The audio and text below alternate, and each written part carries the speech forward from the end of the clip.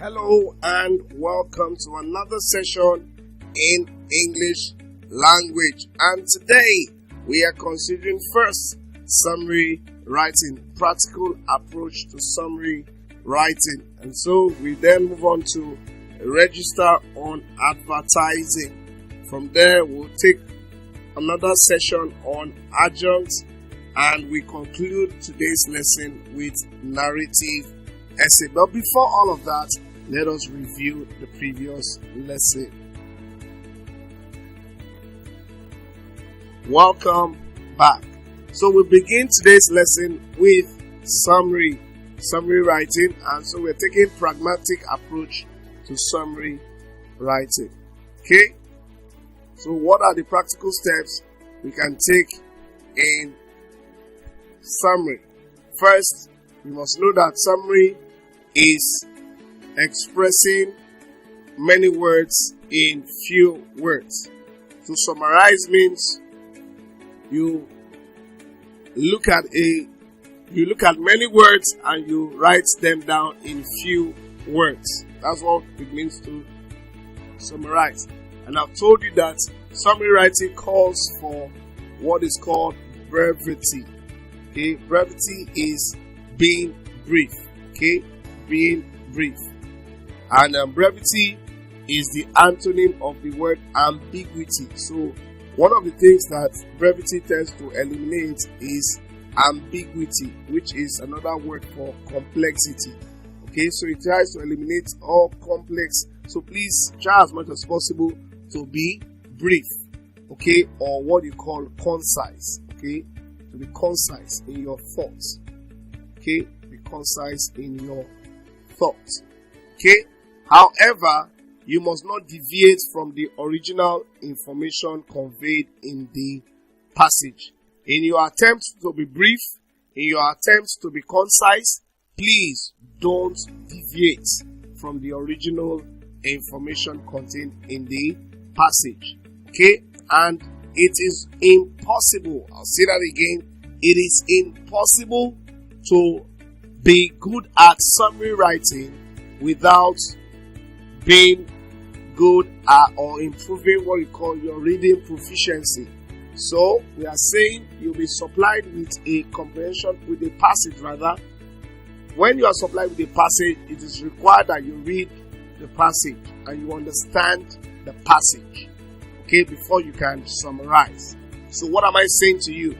You should improve your reading efficiency. One, you should also improve your comprehension too. So if you have been doing well in all of the classes we've been teaching, then you're on your way to improving in summary writing. Okay? Then also pay attention to what topic sentences. And we've mentioned before how to know which one is the topic sentence. Topic sentences are always contained in the first line, okay, of every paragraph.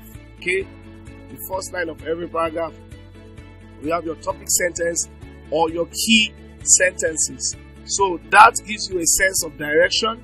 So though we have other irrelevant information like your illustrations and examples, just to buttress the key or topic sentence. Okay, then having understood the passage well, I would advise you jot down the main idea or points, okay, in each paragraph. Then you attempt the question. Then please, the number of the sentences you attempt should be numbered, okay.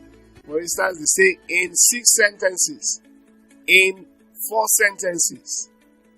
Okay, so please number your sentences. Now, each sentence must be clear, must be straightforward, and must be correct. Okay, so please ensure you do that. Then also ensure that there is no inclusion of any fact or point that is not contained in the passage. It's very important that you take note of these things. There's a reason why I'm reiterating them over and again. Don't bring in foreign ideas. Stick to what has been provided in the passage. That is sufficient in itself. Then also avoid mindless lifting.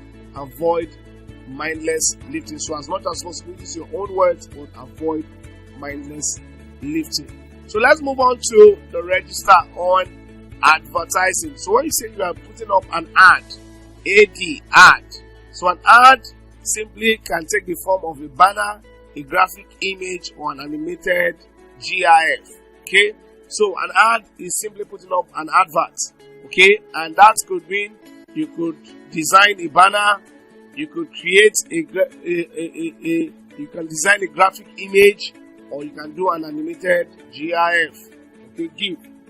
Then also we could have what we call an ad fraud.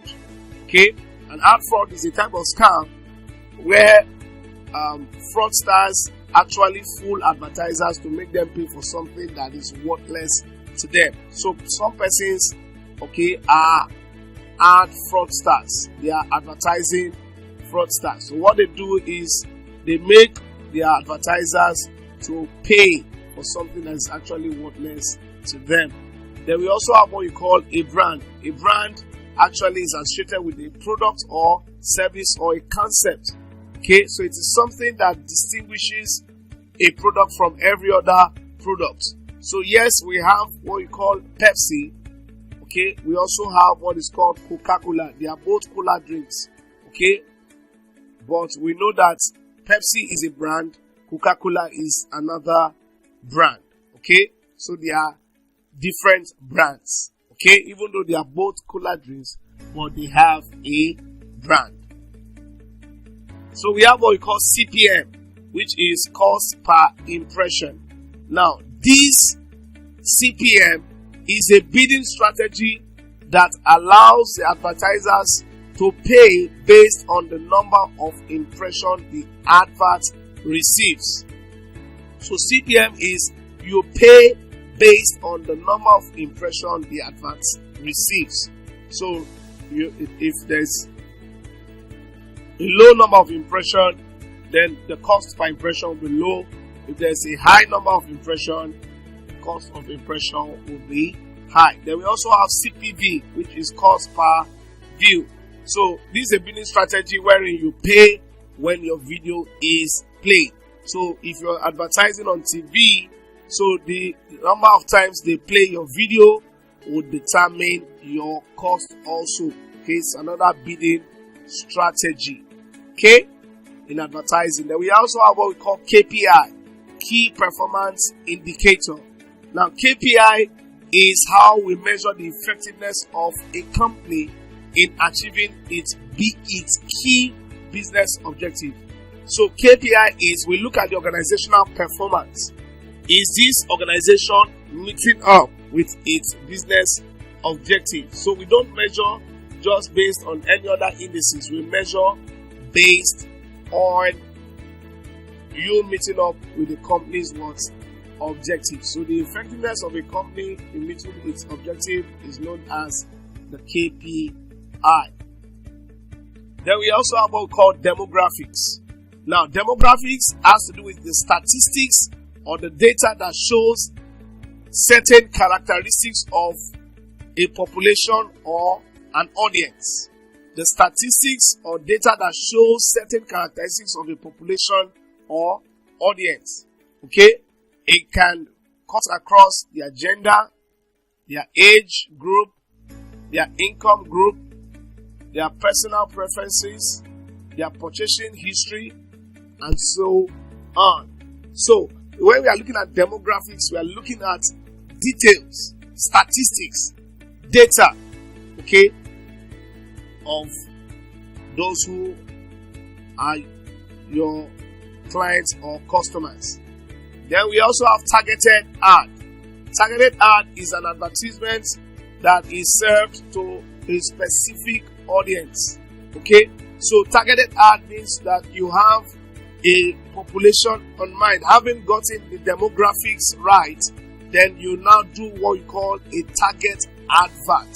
Okay, you channel your advert at a particular individual group or people in that demography. Okay, then we have what you call social media marketing. So social media marketing is the latest form of what? Marketing. Okay, where you make use of social media network websites, okay, to market your products.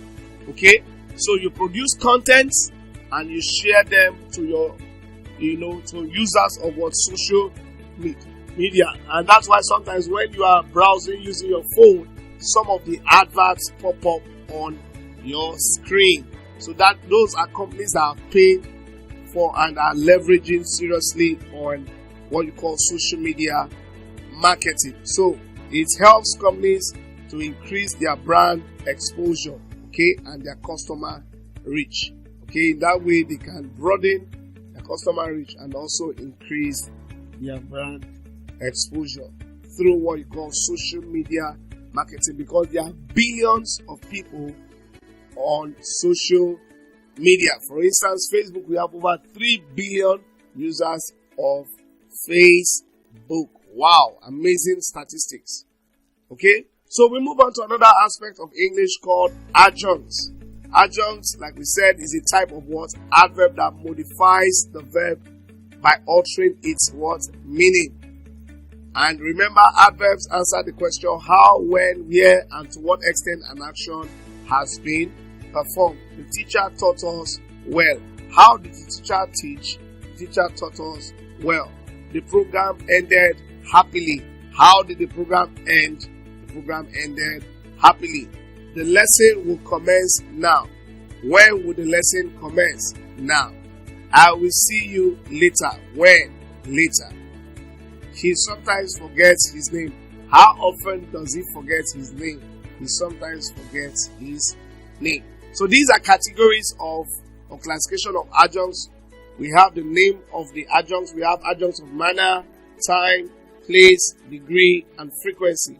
And the question they ask is, adjunct of manner asks the question how, adjunct of time asks when, adjunct of place asks where, adjunct of degree asks to what extent, and adjunct of frequency asks how often. So these are words that could mean manner, well, slowly, briskly, time, now, soon, later, place, outside, near, here, there, degree, quite, hardly, seldom, occasionally, okay, often, under frequency, and usually. So all these are adjuncts. So you do well to study them and acquaint yourself with this knowledge. So we move on to the next, which is what? Essay writing. And that will be the last segment for today. So under a narrative essay is a written account of an imaginary or real event in the past. Take note of this. Okay? So meaning that every narrative essay is either imaginary or it's real. Okay? Imaginary in the sense that you could employ the use of your imagination, and real means you have a first-hand experience of that event in the past when it happened. Okay? Now, so you are required to give a detailed explanation on that. Okay? And you have to arrange your thoughts or idea in a chronological or sequential order. These are the basic features of a narrative essay. 1, you must write your title in uppercase letters or what you call capital letters. Also, the tense of your verb should always be in the past tense. Then also there should be a vivid description of events. Okay, when you are describing, please ensure you describe in clear terms. Okay, don't give vague descriptions, give vivid descriptions. And please, the events should be orderly, they should be chronologically arranged. Okay, so and paragraphing is also very, very important. So please write your essay well paragraphed, and also please, you can embellish your write-up with figurative expression, proverbs, idioms, and other literary devices, okay, to make it interesting. Remember, every story should arouse the interest of your reader and not bore the person. So let's look at a specimen. My most interesting journey. You have to write in an essay on my most interesting journey. So you take the preparation for the journey and why did you embark on the journey? When did the journey start? Did it start in the morning, in the afternoon, or in the night? Describe how you felt in the course of embarking on the journey. Okay? And who or what you saw. Did you meet people or did you come across places? Okay? So these are things you should, capture in the course of your write-up. Then explain the interesting part using figurative speech. For instance, maybe you ate a very delicious and sumptuous meal. You have to describe it with figurative expressions, okay, or speech. Then you state how long the journey lasted and when you arrived at your destination. Okay, then what were the lessons you learned in the course of the journey? So all these things must be captured in your write-ups. With this, we have come to the end of the lesson today, and I believe you've learned a whole lot. Thank you very much for joining. In order to refresh your memory and recall all that has been taught today, I would encourage you to attempt the test that pops up on your screen now.